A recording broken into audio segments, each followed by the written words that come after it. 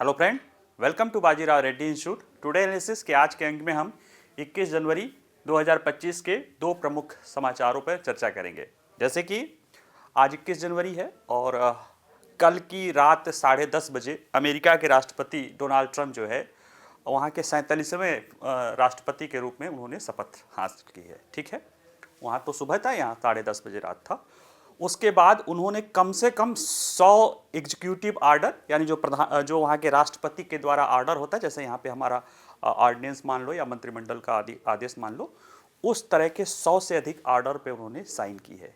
और वो कहीं ना कहीं ये बताता है कि जो अमेरिकी अभी इसके पहले की बहुत सारी नीतियाँ थी उनका वो पुनर्निर्धारण करना चाहते हैं जो अमेरिका के लिए। और चूँकि अमेरिका दुनिया की सबसे बड़ी अर्थव्यवस्था है, दुनिया की कई सारी चीज़ों में उसका सबसे बड़ा आप कह सकते हो महत्व है, तो ऐसे में वो दुनिया पर भी प्रभाव पड़ेगा, भारत पर भी पड़ेगा, तो उसको हम समझने की कोशिश करेंगे।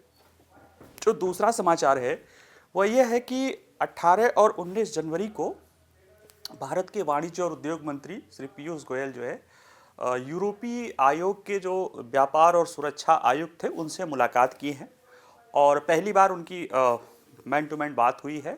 और इस दौरान भारत ने यूरोपीय आयोग के संग जो है या यूरोपीय यूनियन के संग अपने व्यापार को बढ़ाने को लेकर 6 ड्राफ्ट योजना जो है जारी की है या 6 ड्राफ्ट योजना पर बात की है, तो उनको हम समझेंगे। आज इन्हीं दो मुद्दों पर रहेंगे और आइए जरा देखते हैं पहले डोनाल्ड ट्रंप। ये देखिए, डोनाल्ड ट्रंप जब कल जो है 20 जनवरी को वो शपथ लेते हैं वहाँ के 47वें राष्ट्रपति के रूप में।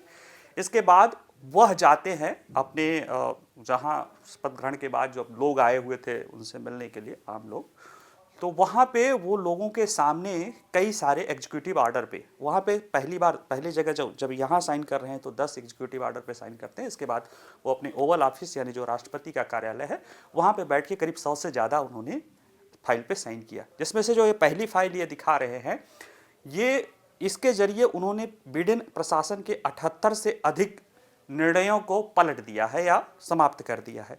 साथ ही कई सारे ऐसे निर्णय लिए हैं जो अपने चुनाव के दौरान वो कहते रहते थे कि आएंगे, मैं पहला दिन ये करूंगा, और उसमें से कई सारे निर्णय को उन्होंने लागू कर दिया है। और ये बात बता रहा है कि ट्रंप जो बात कह रहे थे उसी तरफ वो आगे चल रहे हैं, उनकी बदकथनी और करनी में बहुत ज़्यादा अंतर दिखाई नहीं दे रहा है। जैसे कि उनके द्वारा कहा गया है कि वो WHO से बाहर निकल जाएंगे, जैसे उनके द्वारा कहा गया जो है जो बॉर्डर को लेकर जो इन्फिल्ट्रेशन होता है या जो अवैध आव्रजन होता है या प्रवास होता है, खासतौर से मैक्सिको की सीमा को लेकर, वहाँ पे इमरजेंसी और उसको रोकने के लिए कई सारे प्रावधान किए गए हैं। उनके द्वारा जो है पेरिस एग्रीमेंट से निकलने की बात की गई है। उनके द्वारा ऊर्जा को लेकर नेशनल ऊर्जा जो है इमरजेंसी लागू की गई है। और कई ऐसे बहुत सारे पहलू हैं जो कहीं ना कहीं अमेरिकी जो पहले की नीतियां हैं उनमें पूरी तरह से बदलाव दिखाई दे रहे हैं। और वो दुनिया के लिए भी, भारत के लिए तो चलो अभी बात की बात है, लेकिन वो दुनिया के लिए भी वो काफ़ी परिवर्तनशील होंगे। उन्हीं में से हम कुछ की जो है देखते हैं, उन पर समझने की कोशिश करते हैं। देखिए, डोनाल्ड ट्रंप ने 20 जनवरी को अपने शपथ ग्रहण के ठीक बाद कई कार्यकारी आदेश या एग्जीक्यूटिव आदेश, ज्ञापनों और उद्घोषणाओं पर हस्ताक्षर किए हैं। और इसके जरिए उन्होंने पूर्ववर्तियों के, यानी जो उनके पहले के कई सारी नीतियां थी उनको पलट दिया और अपने पहले कार्यकाल या ट्रंप 1.0 कार्यकाल में जो कई सारी कार्रवाइयां थी जिसे जो बिडेन ने बदल दिया था उसे फिर से लागू कर दिया है। और साथ ही साथ कई अन्य जो है अधिकारियों ने बताया है कि कई अन्य कार्रवाइयां उसके साथ अनुलंघक जो है वो आगे जो है और भी होंगी, जिसमें ये जो सारी चीजें किए हैं इनमें सीमा पर सुरक्षा और खासतौर से अवैध प्रवास को रोकने की बात है, लैंगिक जो है निर्धारण की बात है, DEI diversity, equality and integrity वाली इंक्लूजन वाली जो नीतियां हैं जिनके तहत वहाँ पे कुछ विशेष वर्गों के लोगों को प्राथमिकता दी जाती है, उनसे हटने की बात है। और कई सारी ऐसे जो वोकिज्म बोला जाता है कि अमेरिका में वोकिज्म ज़्यादा था, उसके जगह वहाँ पे पुनः अमेरिका मेक अगेन वाली जो है, मेक अमेरिका ग्रेट अगेन वाली जो अवधारणा है या जो अमेरिका को सेंट्रिक अवधारणा है, और इसके पहले की जो राष्ट्रपतियों की, खासतौर से डेमोक्रेट राष्ट्रपतियों की अवधारणा थी, ग्लोबलिस्ट अवधारणा, उससे अलग हटते हुए अमेरिका को परसेंट्रिक अमेरिका को महान बनाने की, लेकिन अमेरिका परसेंट्रिक अवधारणा पर वो आगे बढ़ रहे हैं। इनमें से देखिए, जो उन्होंने पहला हस्ताक्षर किया, जो पहला आदेश था कि जो बिडेन की कार्रवाइयों को रद्द करना। राष्ट्रपति जो बिडेन द्वारा जो है कई सारे ऐसे निर्णय लिए गए थे, उसमें से 78 उन्होंने जो पहला हस्ताक्षर किया है, उसमें पहला हस्ताक्षर वही किया है कि वो जो 78 एग्जीक्यूटिव ऑर्डर आदेश थे वो राष्ट्रपति के जो बिडेन के, उसको उन्होंने रद्द कर दिया। इसमें नस्ली समानता, जलवायु, प्रवास, लिंग नीति संबंधित कई तरह की कार्रवाइयाँ शामिल है। साथ ही साथ संघीय कार्यबल यानी जो फेडरल स्तर पर जो प्रशासन है उसको, और क्यूबा को जो आतंकवाद की लिस्ट से हाल ही में बाहर निकाला गया है, इन सब चीज़ों को वापस करने का मुद्दा था। फिर इनके बाद डिटेल में भी उन पर आगे वो गए हैं।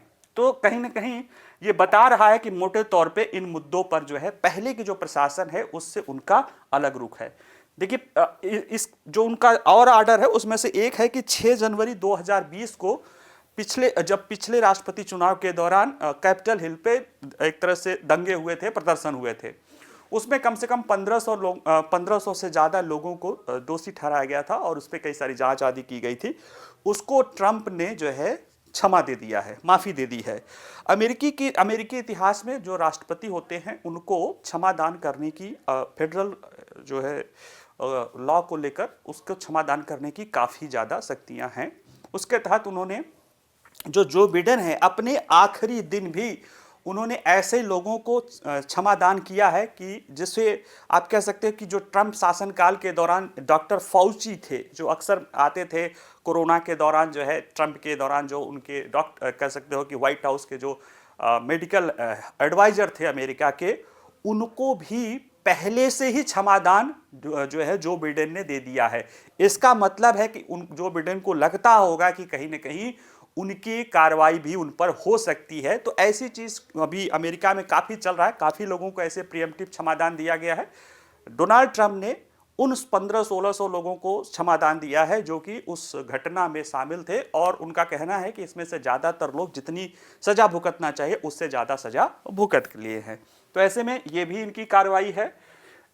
एक जो महत्वपूर्ण मुद्दा है जो उनके पहले कार्यकाल में भी था और जिसको उन्होंने आने के बाद तुरंत इसको लागू किया है अपने कहते हैं ना कि शुरुआती जो है जो एड्रेस है, खासतौर से जो 10 साइन किया तो उसमें भी ये है पेरिस समझौते से बाहर निकलने की बात है। और इसमें यह कहा गया है कि अंतर्राष्ट्रीय पर्यावरण समझौते में अमेरिका का हित पहले रखना है, इसके बाद किसी चीज़ पर ध्यान रखना है। और इसी को लेकर अमेरिका के राष्ट्रपति डोनाल्ड ट्रंप अपने पहले कार्यकाल में भी पेरिस समझौते से वापस निकल गए थे, लेकिन जो बिडेन आने के बाद पुनः वो उसमें शामिल हो गए थे।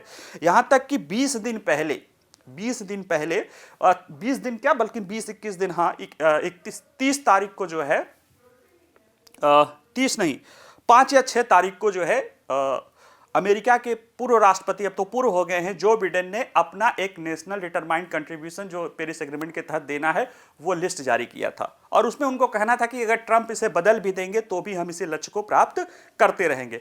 तो कहीं ना कहीं ट्रंप द्वारा अपने पिछले कार्यकाल को अपनाना है और इसके जरिए ट्रंप में अगर वो वहां से वापस हट रहे हैं, पेरिस एग्रीमेंट से अगर वापस हट रहे हैं, ऐतिहासिक दृष्टि से देखा जाए तो अमेरिका सबसे बड़ा जो है ग्रीन हाउस गैस का उत्सर्जक है। ऐतिहासिक दृष्टि से मतलब 1870 का जो प्री इंडस्ट्रियल लेवल है तब से लेके आज तक का ओवरऑल देखा जाए तो अमेरिका सबसे ज्यादा ग्रीन हाउस गैस उत्सर्जक है और वर्तमान में दूसरे स्थान पे है अगर जो है करंट पोजीशन पे देखा जाए। उसके जस्ट बाद चीन का स्थान है जो ऐतिहासिक रूप से भी दूसरे स्थान पे आ गया है और वैसे वो पहले स्थान पे है।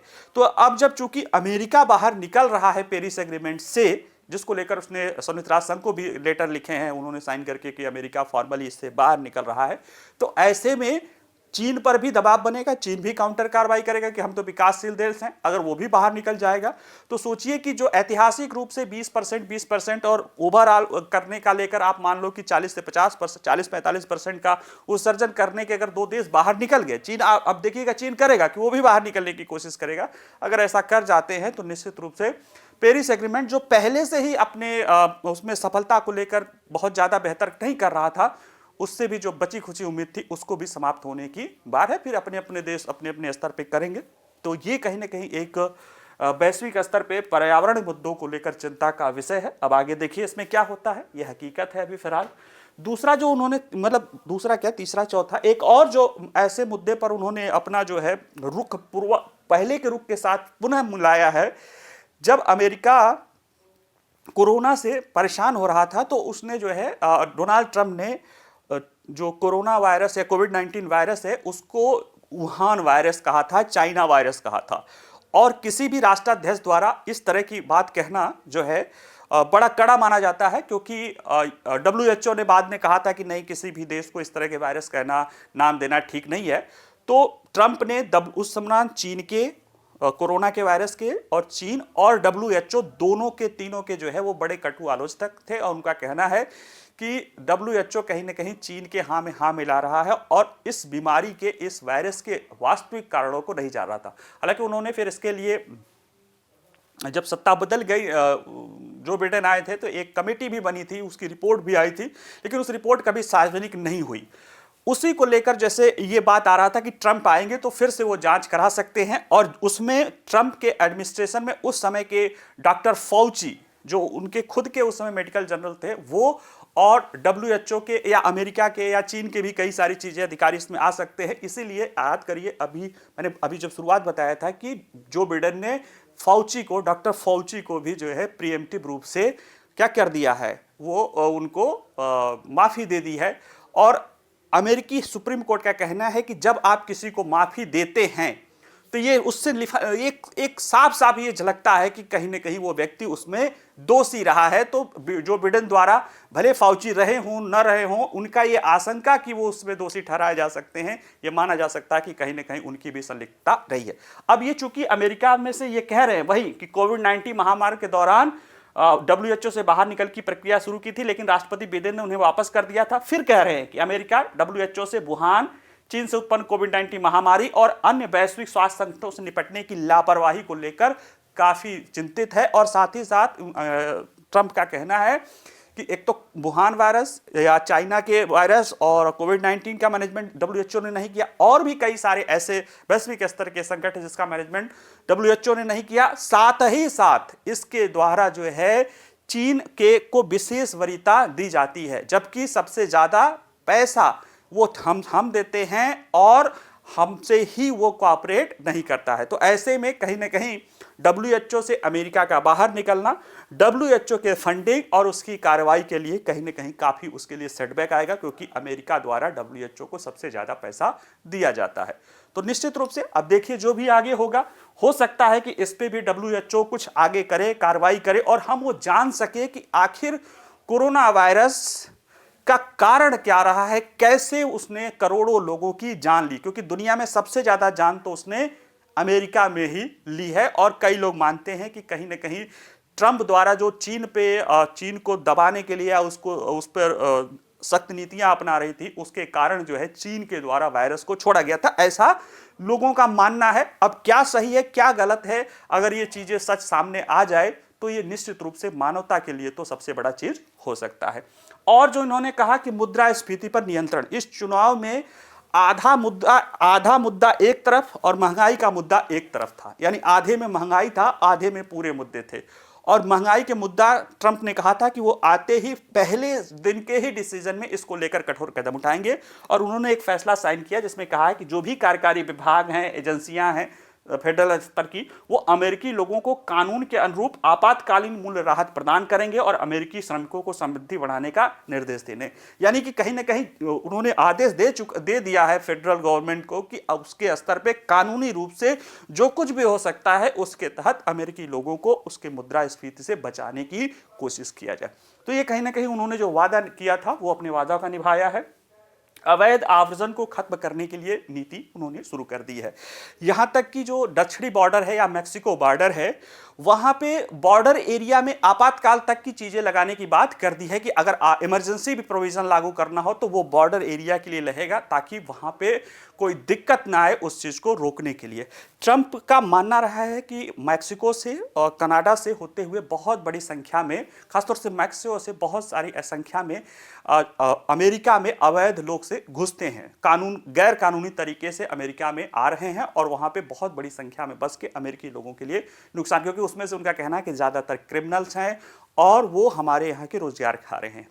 उदाहरण बता देता हूं मैं अमेरिकी आव्रजन नीति की, कि अगर कोई इलीगली अमेरिका में घुस जाता है, हस्बैंड वाइफ अगर अमेरिका में घुस जाते हैं, तो जो डेमोक्रेट्स के साथ नियम यह था कि फिर उनके साथ वहां पे क्रिसिस चलेगा, फिर वहां पे रहेंगे, और उसी दौरान भले वो अवैध रूप से घुसे हो, अगर उसी दौरान उनको वहां पे कोई बच्चा हो जाता है तो अमेरिका की पॉलिसी है सिटीजनशिप की कि अगर कोई व्यक्ति अमेरिका में पैदा हुआ है तो वो चाहे कहीं का हो, उसे अमेरिकन सिटीजनशिप अपने आप मिल जाता है। अब वो बच्चा या बच्ची जो भी है वो अमेरिकन सिटीजन हो गया।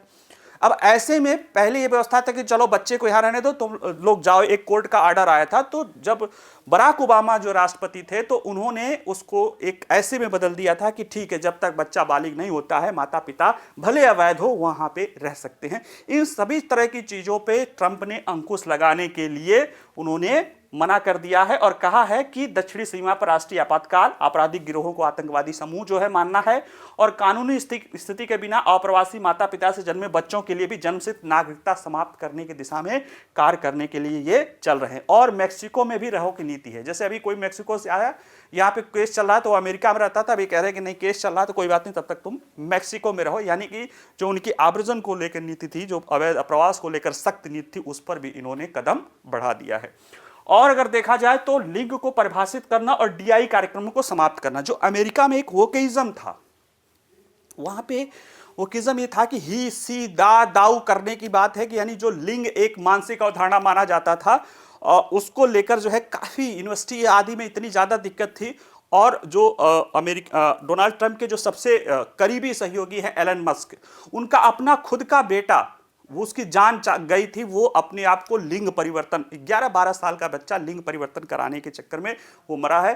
तो वो कहीं ना कहीं एक वजह रही है इसको लेकर। और ट्रंप ने कहा है कि नहीं, अब फेडरल सरकार सिर्फ 2 लिंग करेगी, जो प्राकृतिक रूप से है मादा मतलब पुरुष और महिला, इसके सिवा और किसी भी तरह के लिंग का निर्धारण की व्यवस्था नहीं रह सकती है। कानूनन यही प्रावधान कर दिए गए हैं। देखिए, यह आदेश 2 जैविक रूप से अलग लिंगों पुरुष और महिला को ही सिर्फ मान्यता देता है। इसके सिवा जो भी मान्यता है वो फेडरल स्तर पे नहीं मान्य होगी। साथ ही साथ बिडेन प्रशासन में या उसके पहले जो है ओबामा के समय से ही DEI चल रहा था, डाइवर्सिटी इक्वेलिटी एंड इंक्लूसिव की व्यवस्था, जिसमें विभिन्न वर्गों, विभिन्न कलर के लोगों को रोजगार में प्राथमिकता देने के लिए एक तरह से वहां पे विशेष व्यवस्था है। ट्रंप ने कहा कि अमेरिका कलर ब्लाइंड होगा, यानी वो कोई भेदभाव नहीं करेगा और वो सिर्फ मेरिट को स्थान देते हुए इस चीजों को जो है रद्द करने की बात भी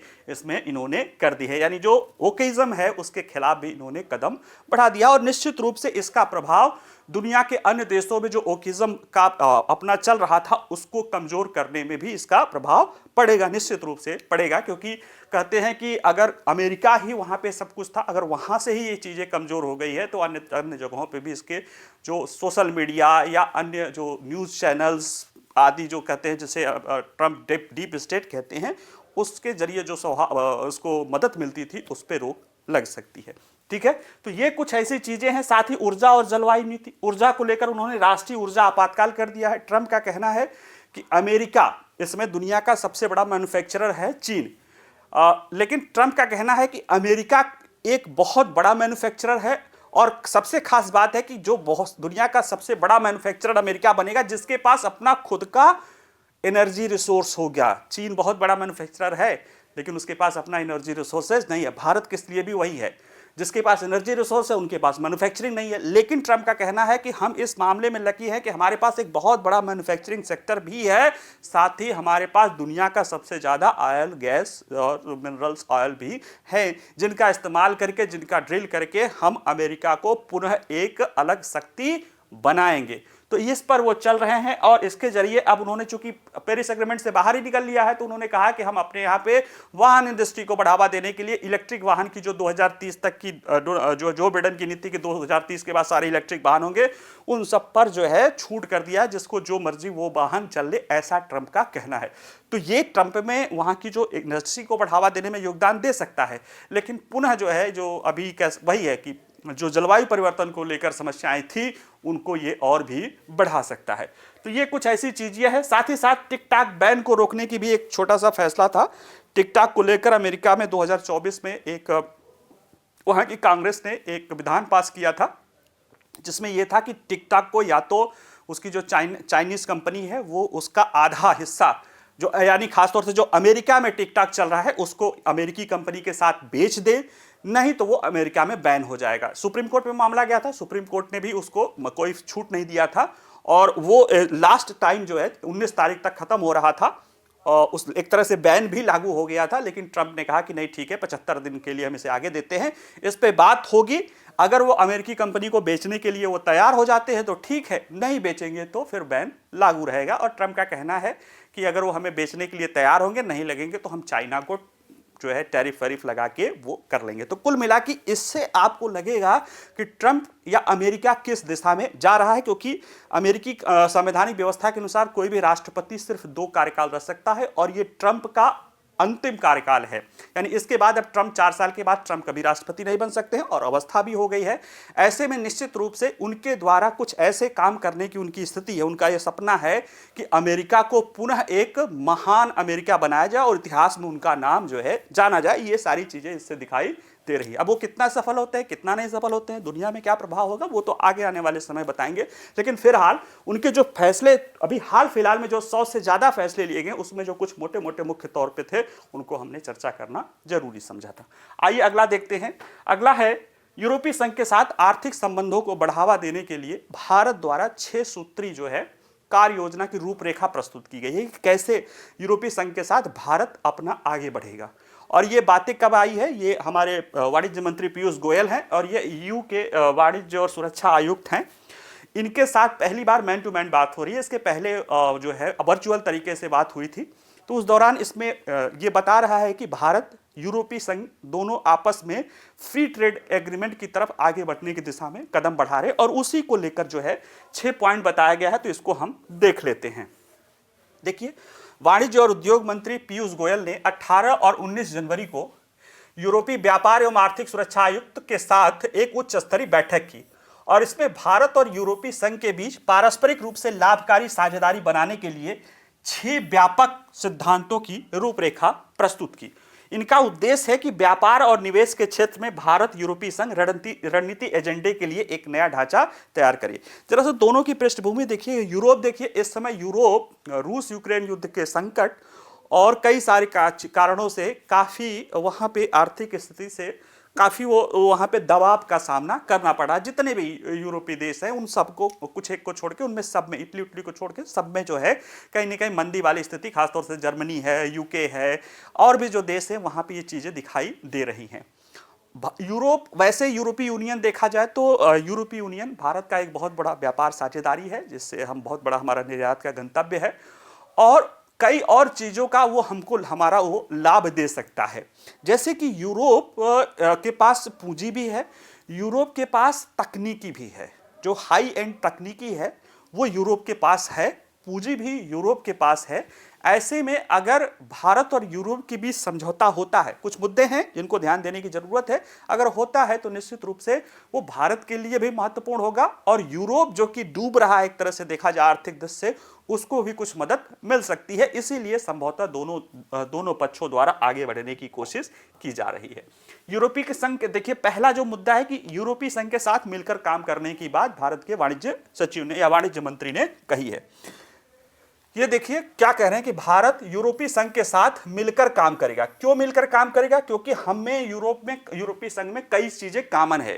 क्या कॉमन है? लोकतंत्र कॉमन है, कानून का शासन कॉमन है, स्वतंत्र न्यायपालिका है। ये सारे साझा मूल्य हैं हमारे उनके बीच में और इन्हीं साझा मूल्यों के आधार पर हम एक आर्थिक संबंध विकसित करने की कोशिश करेंगे। और ये आर्थिक संबंध का अगर जरा देखें भारत और यूरोपीय संघ का होगा तो वर्तमान में यूरोपीय संघ और भारत दोनों का मिला के जीडीपी 24 ट्रिलियन डॉलर हो जाती है।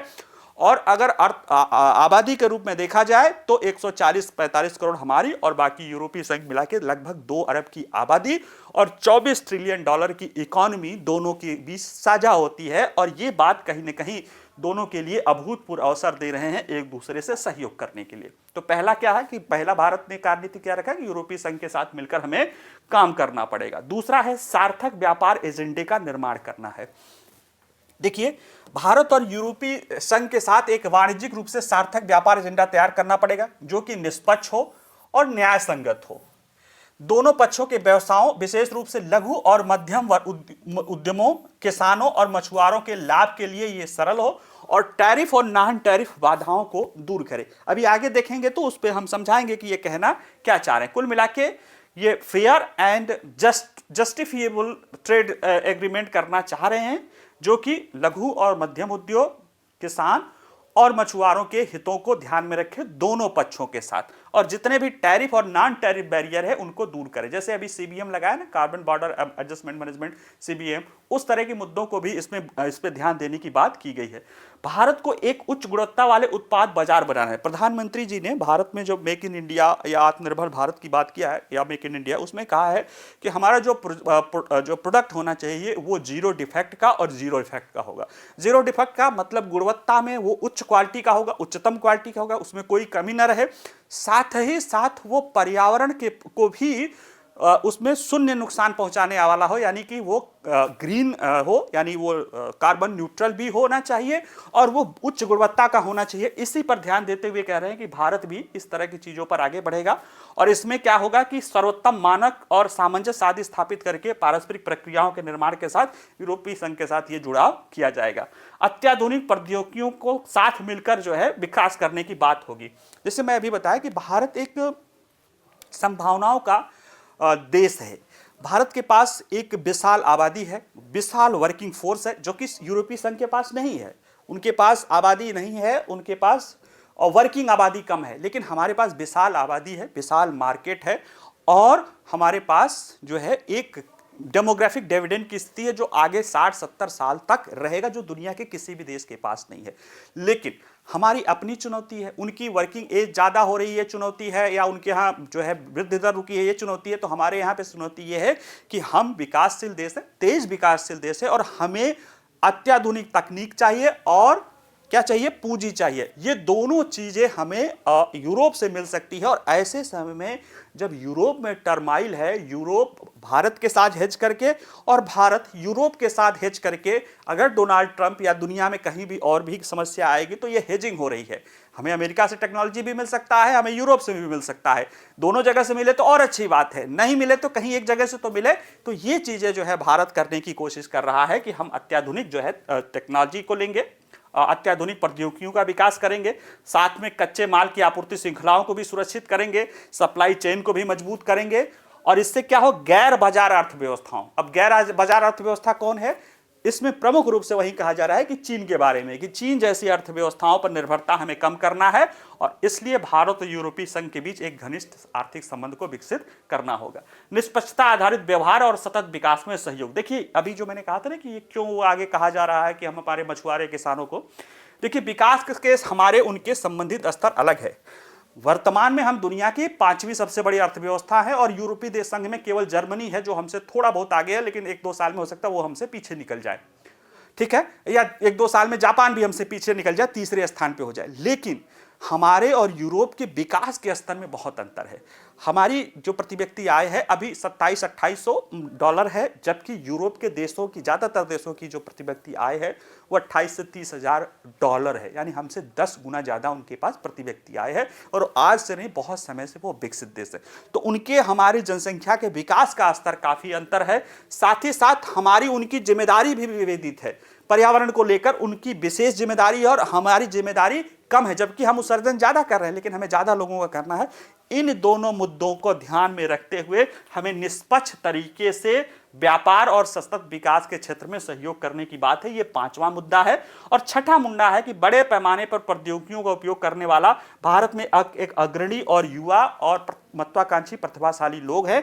ऐसे में इनके विकास में सहयोग करने के लिए भारत और यूरोपीय संघ मिलकर साथ में आगे बढ़ सकते हैं।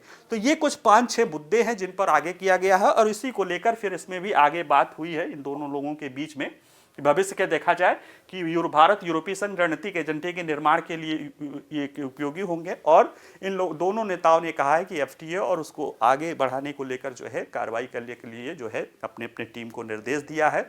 और इसी तरह की एक यूरोपीय संघ के साथ एक हमारा ट्रेड एंड टेक्नोलॉजी कमीशन है, उसमें भी कॉपरेशन है, उसमें भी सहयोग को लेकर आगे बढ़ाने के लिए काम किया जा रहा है। तो ऐसे में आज का जो है मुद्दा यही दो है। एक ट्रंप वाला मुद्दा है जिनको हमने डिटेल में समझाया है, दूसरा यूरोपीय संघ को लेकर कैसे भारत आगे बढ़ रहा है इसको भी हमने समझाया है। और ये दोनों मुद्दे मैंने एक साथ किया कि एक तरफ तो ट्रंप को देख लीजिए और ट्रंप के साथ भारत जो है क्योंकि ट्रंप के नीतियों के कारण कहीं ना कहीं यूरोपीय संघ भी उसमें जो है कहीं ना कहीं उथल पुथल हुई है और यूरोपीय संघ भी हेजिंग करना चाहेगा। तो भारत वैसे ट्रंप के शासनकाल में भारत और अमेरिका के संबंध अच्छे रहे हैं, लेकिन चूंकि ट्रंप पहले अपने देश को देखेंगे, भारत को भी पहले अपने देश को भी देखना है। ऐसे में जहां से भी हमें बेहतर प्रौद्योगिकी और निवेश मिल जाए, कुल मिला के इसे कहा जाता है हेजिंग। हेजिंग मतलब ये होता है कि आप अपने इंटरेस्ट को एक से अधिक जगह पे करो ताकि किसी एक पे निर्भर नहीं रहना। कहता ना कि सारे अंडे एक जगह नहीं रखते हैं, वही व्यवस्था है और उसी दिशा में भारत जो है काम। जैसे रूस के साथ हमारा जो संबंध रहता है, मध्य पूर्व के देशों के साथ हम जो है मिडिल ईस्ट के देशों के साथ हम अपना संबंध रखे हैं, सऊदी अरब के साथ, यूएई के साथ। तो ये सब सारी चीजें हैं, उसको लेकर जो है हम बात कहें कि कर रहे हैं। और ये बातें हम नहीं, अमेरिका भी कर रहा है। अभी मध्य पूर्व की बात बता रहे हैं। जब ट्रंप से पूछा गया था, डोनाल्ड ट्रंप से पूछा गया था कि आप इजराइल और सऊदी अरब को लेकर जो अब्राहम एगार्ड, तो वो जानते हो क्या कह रहे हैं? अब्राहम एगार्ड कराने वाले ट्रंप वो कह रहे हैं कि जो है सऊदी अरब अब्राहम इंडिया एकार्ड, आप समझिए, अब्राहम इंडिया एकार्ड, यानी कि अब्राहमिक रिलीजन जिसमें कि यहूदी हैं, इजरायली जो है ईसाई हैं, मुस्लिम हैं, उनके साथ साथ भारत का भी एकार्ड करने की बात, जो ITU-2 की अवधारणा है उसमें सऊदी अरब को भी शामिल करने की बात की जा रही है। तो कहीं ना कहीं हर देश दुनिया का अपना हेजिंग करता रहता है और इसलिए ये जो यूरोपीय संघ के साथ हमारा हेजिंग हो रहा है, ये सिर्फ हमारे दुश्मनों के लिए नहीं है, हमारे दोस्तों के लिए भी है कि अगर उनसे नहीं कुछ बात बनी है तो हमारे पास विकल्प हो। यानी जैसे जब जब हम गए थे कि अमेरिका G4 और इस तरह की बातें करने लगा था, तो साफरन जो है, जो फ्रांस का था, वो बोलो हम दे रहे हैं आपको, आओ हमसे ले जाओ। तो ये सारी चीज़ें हैं जिनको हम देखते हुए आगे बढ़ते हैं। बाकी पढ़िएगा, पढ़ते रहिएगा। कोई प्रश्न होगा तो आप कमेंट बॉक्स में पूछ सकते हैं। वीडियो पसंद आए तो लाइक करिए, शेयर करिए और बाकी नमस्कार, धन्यवाद।